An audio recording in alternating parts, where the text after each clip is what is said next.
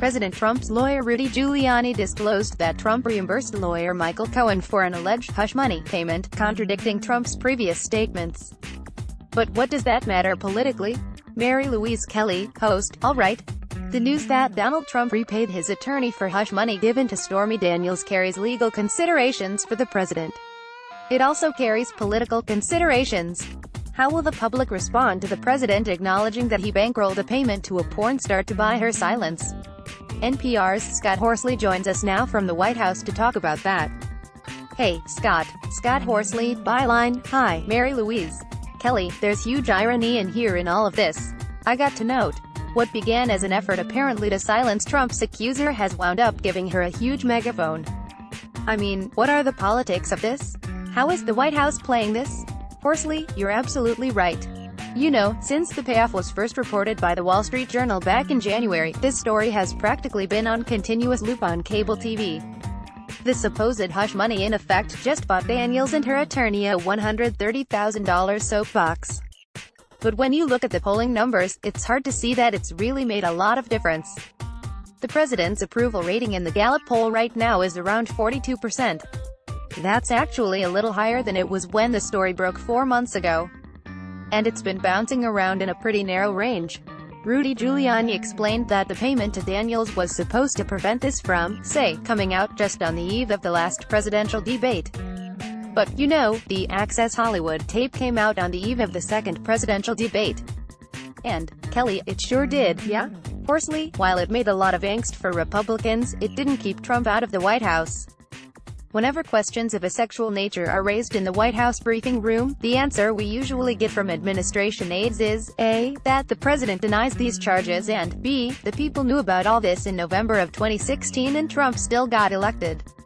Now, it's true they didn't know about Stormy Daniels thanks to the hush money and Michael Cohen. But they knew about a lot of this stuff, so maybe this doesn't really move the needle very much. Kelly, but at a certain point, do the shifting explanations, because that is a fair characterization of how the White House and President Trump's lawyers have been changing the story on what exactly transpired here. At some point, does that start to dent President Trump's credibility? Horsley, that's a good question because this does seem to be a case where Trump told reporters less than a month ago he knew nothing about the payment to Stormy Daniels.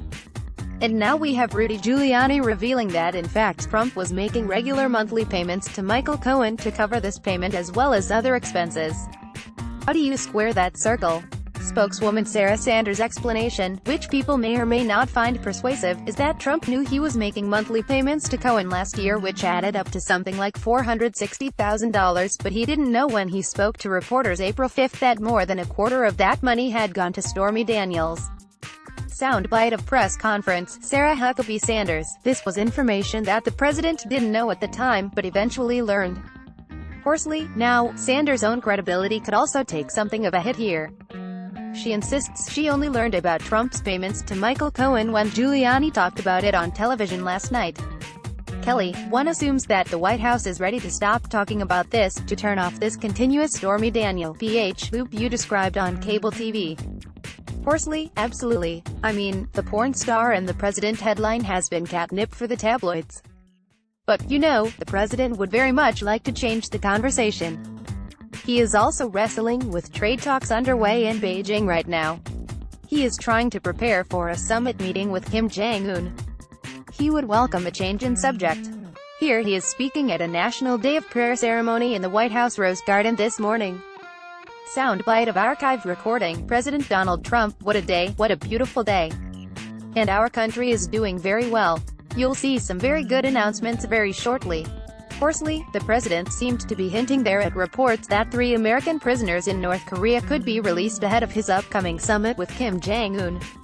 Spokeswoman Sanders wouldn't confirm that, but she did say if that release happens, it would be a sign of goodwill. Kelly, that is NPR White House correspondent Scott Horsley. Thank you, Scott. Horsley, you're welcome. Copyright 2018 Nepalese rupees. All rights reserved. Visit our website terms of use and permissions pages at www.npr.org for further information. NPR transcripts are created on a rush deadline by Verbatim, Inc., an NPR contractor, and produced using a proprietary transcription process developed with NPR. This text may not be in its final form and may be updated or revised in the future. Accuracy and availability may vary. The authoritative record of NPR's programming is the audio record.